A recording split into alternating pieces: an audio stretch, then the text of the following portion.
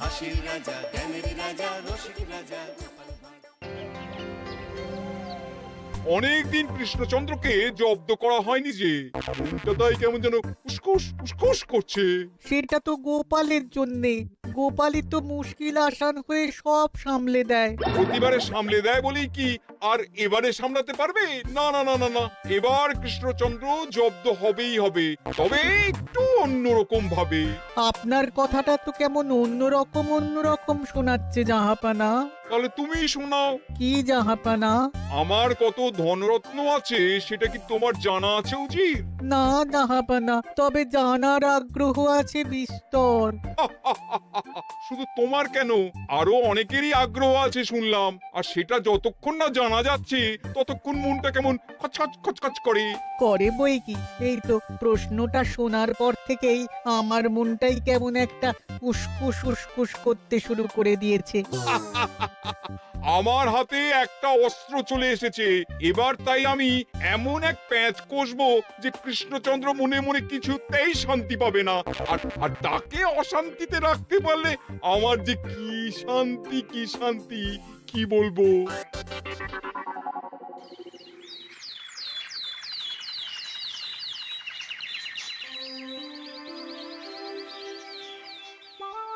কি যে বলি, মানে এমন আমন্ত্রণ পেলে তো আর না বলা যায় না।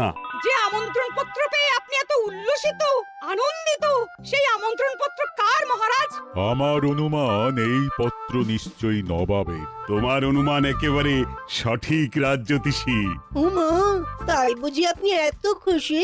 সব দেখে শুনে আমারও তো খুব আগ্রহ জাগছে। সে তো জাগবেই, তবে আগে ভাগেই বলে না দিয়ে আমি দেখছি কার কেমন সব চিন্তা ভাবনা মাথায় আসে। খবর তো একটা আছেই মহারাজ, তবে কথাতেই আছে না, যত হাসি তত কান্না, তাই ভালোর বদলে খারাপটাই মনে আসছে যে বেশি করে। বোঝো ঠেলা, সবকিছুতেই খালি ঘেঁটে দেওয়া। সত্যি গোপাল, আজকাল যেন সবাইতেই তুমি নেতিবাচক কথা বলো। এটাই তো গোপালের স্বভাব মহারাজ। সে যাই হোক, গোপালের অকর্মণ্যতা টের পেয়েই বোধ হয় নবাব শুধু আমাকে আর মন্ত্রীকে মুর্শিদাবাদে যাওয়ার নিমন্ত্রণ করেছেন। বেশ তো, ঘুরে আসুন না তবে, শুভস্য শীঘ্রম। তবে দরকার পড়লে এই ভাঙা কুলো গোপালকেই দরকারে লাগবে, কথাটা যেন খেয়াল থাকে মন্ত্রী মশাই।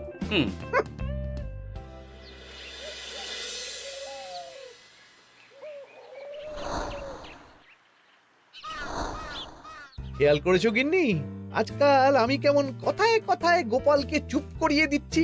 কেন গো, কি হলো আবার?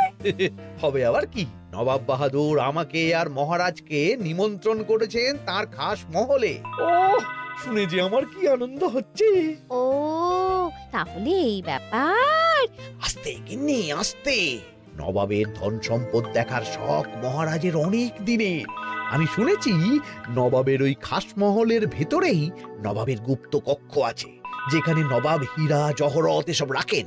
একা তো সেখানে যাওয়া যাবে না, তাই এই মহারাজকে নিয়ে তুমি মুর্শিদাবাদে যাবে? শুধু যাবো তাই নয়, নবাবের গুণকীর্তন করে তার মেজাজ এমন ভালো করব যে নবাব সেখান থেকে কিছু দান খয়রাত করে ফেলবেন আমাকে। তবে নয়তো কি, গোপাল তো খেতে পাবেই না, গন্ধও শুঁকতে পারবে না। তুমি তো বারবার চেষ্টা করো গোপালকে সরিয়ে দিয়ে বাজিমাত করতে, কিন্তু শেষ পর্যন্ত চিৎপাত হয়ে যাও। গোপালই তো তখন উদ্ধার করে, সেটা তোমার খেয়াল আছে তো? আমার মাঝে মাঝে সন্দেহ হয় গিন্নি, তুমি তলায় তলায় দল বদল করে গোপালের দলে চলে যাওনি তো?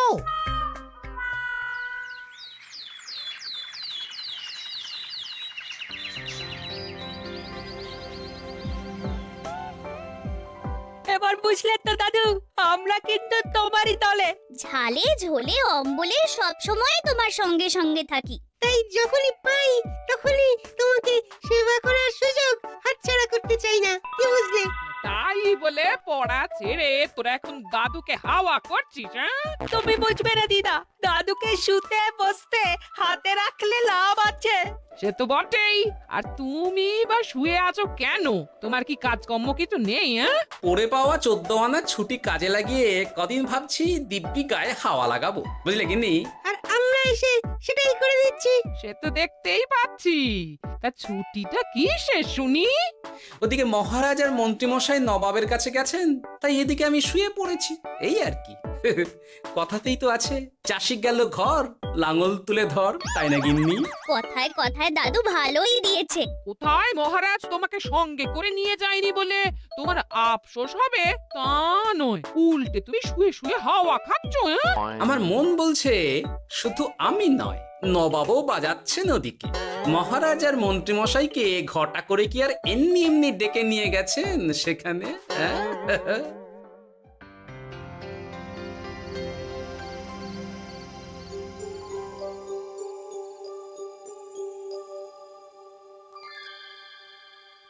ডেকে নিয়ে এসে নবাব যে ঠিক কি করতে চাইছেন সেটাই তো বুঝতে পারছি না। অত বোঝার কি আছে মহারাজ?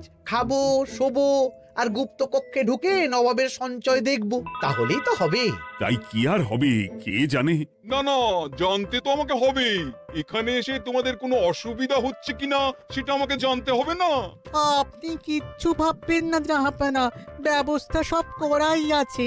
না না, এমনিতে কোনো অসুবিধে নেই, তবে একটা অস্বস্তি হচ্ছে বটে। আসলে মহারাজ বোধহয় মনে মনে ভাবছেন নবাব বাহাদুর নিশ্চয়ই তাকে ডেকে এনেছেন তার গুপ্ত কক্ষে কত মণিমাণিক্য ধন সম্পদ আছে সেটা দেখানোর জন্য। তাই নাকি? মানে এখানকার হিরে সেখানকার চুনি, অমুক দেশের পান্না তমুক দেশের মুক্ত। শুধু কি তাই, আরো কত কি। হ্যাঁ হ্যাঁ, সেগুলো যতক্ষণ না দেখতে পাচ্ছেন ততক্ষণ মহারাজ ঠিক স্বস্তি পাচ্ছেন না। এই যে কৃষ্ণচন্দ্রের যে আমার ধনসম্পদ দেখার প্রবল ইচ্ছে আছে সেটা আমার ভালো মতোই জানা আছে। তবে সবাইকে তো সবটা দেখাতে নেই, আর সবার জন্য সবটাও নয়, তাই না? তাই কি জাহাপনা? তাই গুপ্ত কক্ষের ভেতরে কি আছে সেটা না হয় না দেখাই থাক। না না, তোমরা বরং খানা পিনা করো গিয়ে, হ্যাঁ, বিশ্রাম নাও। উজিত তোমাদের খেয়াল রাখবে, কেমন? এই রে, এটা কি হলো? কি আবার হবে?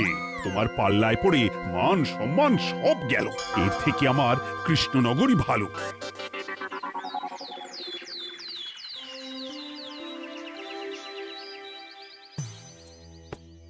মুর্শিদাবাদ থেকে ফিরে আসার পর থেকেই কেমন থমথমে মুখ করে বসে আছেন মহারাজ। ব্যাপারটা কি? হাতির যত্ন কেমন হলো মহারাজ? কোনো ত্রুটি ছিল নাকি? না না, তেমন কিছু নয়।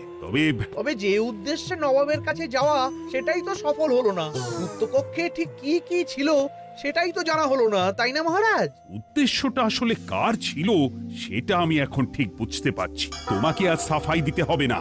সেই বুঝবেন, তবে দেরিতে বুঝবেন। কি আর করা যাবে, ফলে যা হওয়ার তাই হবে। না না, তাই বলে নবাব যেভাবে তার গুপ্ত কক্ষে ঢুকতে না দিয়ে আমাকে অপমান করেছেন সেটা আমি মোটেই মেনে নিতে পারছি না। মহারাজের এই অপমানের শোধ তুলতে পারে একমাত্র গোপাল, আমি নিশ্চিত।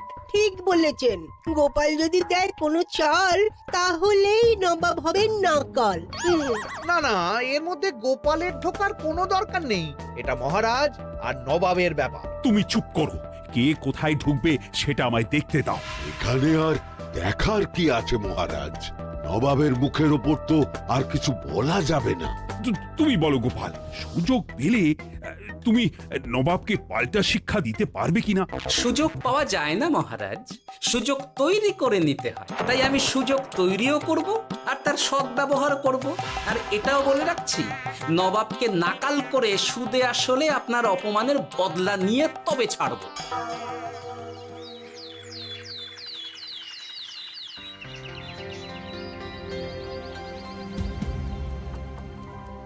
কি হলো জাহাপানা, আপনি যেমনটা চেয়েছিলেন তেমনটাই তো হলো। মহারাজ কৃষ্ণচন্দ্র মনের কথা মনেই চেপে রেখে মুখ চুন করে পালালো, তারপরেও আপনার মন ভালো নেই? না না হুজির, ঠিক জমলো না। তার উপর আবার এই বেনামি পত্র। সে কি, মহারাজ কৃষ্ণচন্দ্রকে অপমান করে তাড়িয়ে দেওয়ার পরেও জমলো না? হ্যাঁ, আর কোন পত্রের কথা বলছেন জাহাপানা? কে পাঠিয়েছে, কোথা থেকে পাঠিয়েছে কিছুই বুঝতে পারছি না। তবে দু চার কথা যা লেখা আছে এতে, তাতেই তো চোখ কপালে উঠেছে। আমার খাস মহলের ব্যবস্থাপনায় নাকি ত্রুটি আছে, অতিথি আপ্যায়নে বিস্তর গলদ। সেটা আবার 5 কান? এই না মানে 1 কান হলো কি করে? কানাকানি হোক বা না হোক, জানাজানি হতে কিন্তু দেরি নেই। নাও থালা সামলাও, এদিকে গোপালও এসে হাজির। এমনি এমনি কি আর এসেছি জাহাপনা? আসলে মহারাজ এসে আপনার খাস মহলে ছিলেন বটে, তবে যে শয্যায় মহারাজকে শুতে দেওয়া হয়েছিল সেটা ছিল অসমান আর শক্ত। তাই আমি ছুটে এসেছি আপনার এইরকম নিম্নমানের সামগ্রী আর ব্যবস্থাপনা দেখার জন্য। এখানে আবার দেখার কি আছে? সবাই তো জানে নবাবের ধন সম্পদের কথা, এবার না হয় আমি নবাবের দৈন্য দশার কথা জানাবো সবাইকে। এসব কি হচ্ছে কিছুই তো বুঝতে পারছি না। প্রথমে এই পত্র, তারপর গোপালের অভিযোগ এই মাত্র। না না না না, এই রকম হতেই পারে না। কি হতে পারে না জাহাপনা? আমার শয্যায় কোনো গলদ নেই, আর এটা শুধু তুমি চোখেই দেখবে না, একবার শুয়েও দেখবে। আজ রাতটা তুমি আমার খাস মহলেই কাটাবে, আর ওই শয্যাতেই শোবে। হ্যাঁ, এই রকম করবেন না জাহাপানা, গোপালকে বিশ্বাস নেই, কখন যে কি করে ফেলবে তখন দেখবেন মাথা চাপড়াতে হবে। তবে এটাও শুনে রাখো গোপাল, যে গুপ্ত কক্ষ আছে যেখানে হিরে জহরাত প্রসাধনী সামগ্রী ইত্যাদি প্রভৃতি রাখা আছে, তার দরজা কিন্তু কোনো মতেই খুলবে না। সত্যি কথা বলতে কি, সেই গুপ্ত কক্ষ দেখার স্বাদ আমারও ছিল বটে, তবে কি আর করা যাবে, নবাব যেমন বলবেন সেটাই মেনে নিতে হবে। তবে মনটা আনচান করবে, এই আর কি। যাক, গোপালের মনের মধ্যেও অস্বস্তি ঢুকিয়ে দেয়া গেছে তাহলে। বাবা, ছুঁচ হয়ে ঢোকার সুযোগ পেয়েছি, এবার ফাল হয়ে বেরোবো।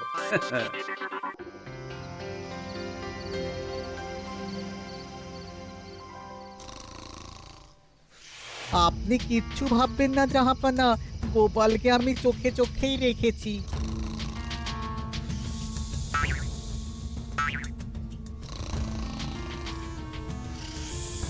কিন্তু দেখে তো মনে হচ্ছে গোপালের শুতে কোনো অসুবিধা হচ্ছে। তা কি করে হয় জাহাপানা? অবশ্য কায়দা করে গোপালের মনে যে গুপ্ত কক্ষের ভাবনা ঢুকিয়ে দিয়েছেন, হতে পারে তার জন্যই সে আনচান করছে।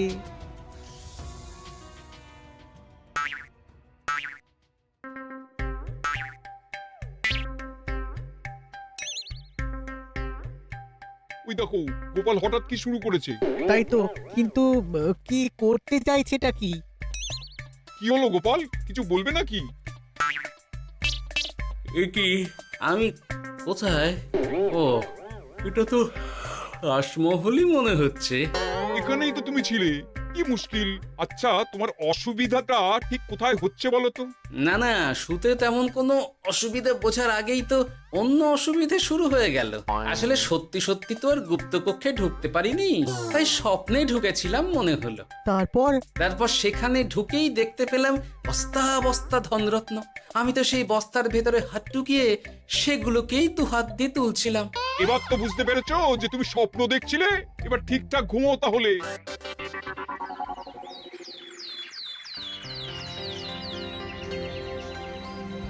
কাল রাতে গোপাল আচ্ছা ঝামেলায় ফেলেছিল।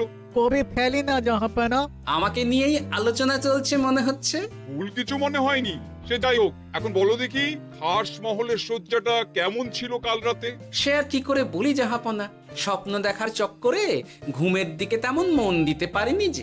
গোপাল মানেই গোলমাল, আবার বাহানা দিতে শুরু করেছে। তাই বলছিলাম কি, আর এক রাত না ঘুমোলে ঠিক মতো বলতে পারবো না। বেশ তো, আর এক রাত থাকো না হয়, তবে আমারও একটা শর্ত আছে। আগের রাতে তুমি স্বপ্নের ঘরে যা কাণ্ড ঘটিয়েছো না, তাতে জাহাপানা খুব বিরক্ত, বুঝতে পারছো নিশ্চয়ই। বুঝেছি তো, তবে যে কোনো শর্তেই আমি খাস মহলে শুতে রাজি।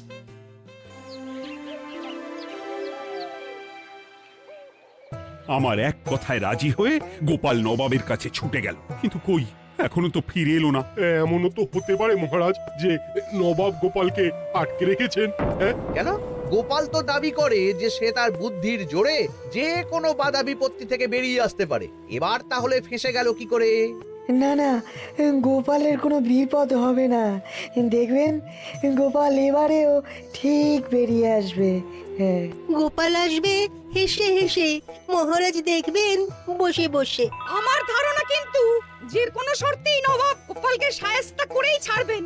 গোপাল যখন নিজে থেকে নবাবকে খোঁচাতে গেছে তখন আঁচড় তো খেতেই হবে। কি জানি নবাব আবার গোপালকে কিভাবে জব্দ করছেন, কি জানি।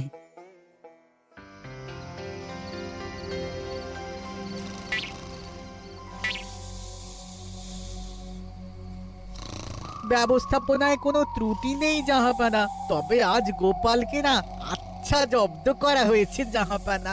গোপালকে আজ আর বালিশ দেওয়া হয়নি।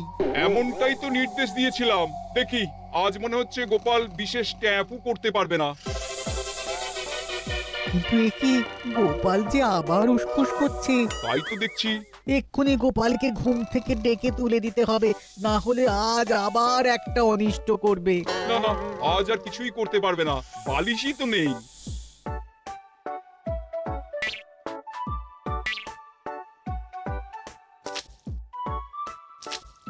এ কি, গোপাল তো আবার শুরু করে দিয়েছে। ধরো ধরো ধরো, এক্ষুনি ধরো ওকে। আরে ওঠো ওঠো, জেগে ওঠো গোপাল। আরে হচ্ছেটা কি? আজ আবার তোমার কি হলো? এ হে, আজ আবার একটা গন্ডগোল করেছি মনে হচ্ছে। গন্ডগোল বলে গন্ডগোল, জল ছড়িয়ে কি অবস্থা করেছো দেখো। আমার কোনো দোষ নেই, কিন্তু সেই আবার গুপ্তকক্ষের স্বপ্ন এলো আর গোলমাল হয়ে গেল। আজ আবার কেমন স্বপ্ন এলো? গুপ্তকক্ষের যেদিকে আরব আর পারস্য দেশের আতরের সম্ভার ছিল, স্বপ্নে সেই দিকে ঘুরছিলাম আজ। সেগুলো ছড়িয়ে ছড়িয়ে দেখতে দেখতেই স্বপ্ন ভেঙে গেল। বটে, দাঁড়াও, কাল সকালই তোমার ব্যবস্থা হচ্ছে।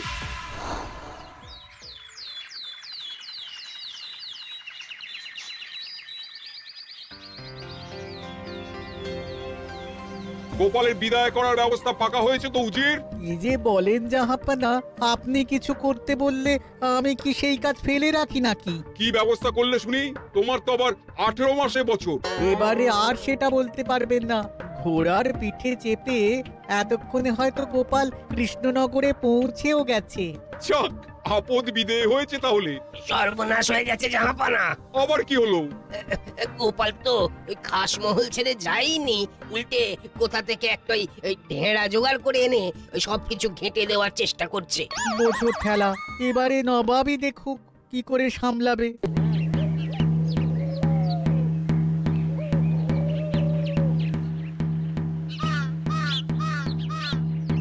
শুনুন শুনুন শুনুন। আরে আরে আরে, আরে কি শোনাচ্ছটা কি গোপাল? এখনো শোনাইনি, তবে শোনাবো শোনাবো ভাবছি। সবাইকে জানাতে গেলে এই ঢাড়া পেটানো ছাড়া আর উপায় কি? কিন্তু জানাবেটা কি? এই যে নবাব যে অতিথিদের ডেকে এনে তাদের নিশ্চিন্তে ঘুমোতে দেওয়ার ব্যবস্থা করতে পারেন না, এটা তো সবার জানা দরকার। কি বিপদ! না না না না, এই বদনাম নিয়ে আমি গোপালকে কোথাও যেতে দেবো না। তাহলে কি করতে হবে জাহাপানা? আজ ও রাতে গোপাল খাস মহলে শোবে। এই তো এবার পড়েছেন গোপালের জালে।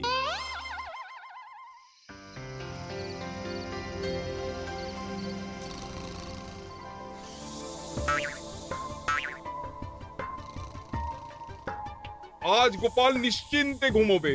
স্বপ্ন অস্বস্তি হওয়ার মতন কিছুই হবে না আজ। গোপালকে ভরসা নেই জাহাপানা, কখন যে কি করে ফেলে বলা তো যায় না। না না, আমি নিশ্চিত আজ আর কিছুই হবে না।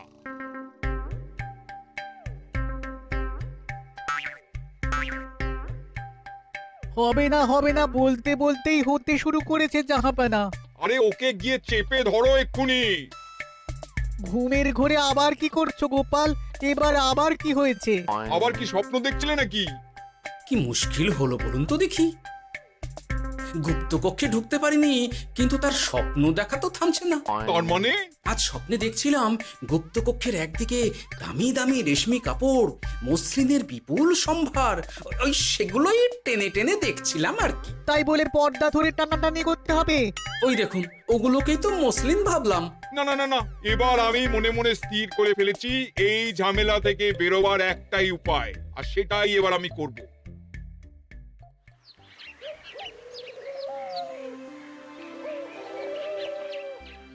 গোপালের ফিরতে কিন্তু এবার সত্যিই দেরি হচ্ছে। দেখুন, হয়তো গোপাল বেশি বাহাদুরি দেখাতে গিয়ে ফেসে গেছে। হেসে নয়, এই যে কেমন হেসে হেসেই এসেছি দেখুন। এই তো গোপাল ফিরে এসেছে। শুধু ফিরেই আসেনি, তার সঙ্গে আরেকটা সুসংবাদও নিয়ে এসেছি। হ্যাঁ, সেটা আবার কি? আমার প্যাঁচে পড়ে নবাব শেষ পর্যন্ত বাধ্য হয়েছেন গুপ্তকক্ষ খুলে দিতে, সঙ্গে কিছু উপঢৌকনও দিয়েছেন। ব্যাপারটা ঠিক কেমন করে কি হলো বলো দেখি। বলছি মহারাজ, নবাব বাহাদুর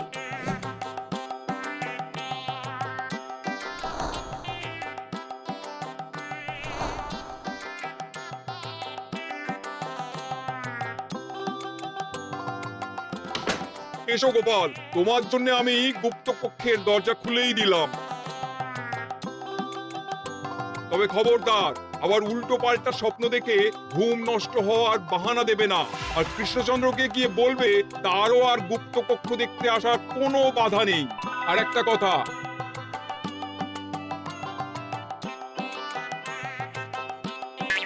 এইসব নিয়ে খুশি থাকো, তবে নবাবের খাস মহলের নিন্দে করে আবার ঢেঁড়া পিটিও না যেন।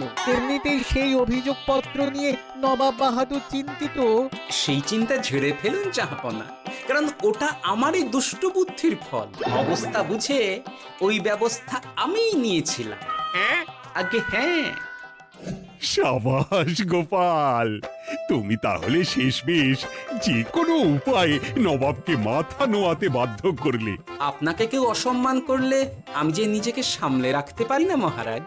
সত্যি গোপাল, তোমার তুলনা হয় না। হাসির রাজা জ্ঞানের রাজা রসিক রাজা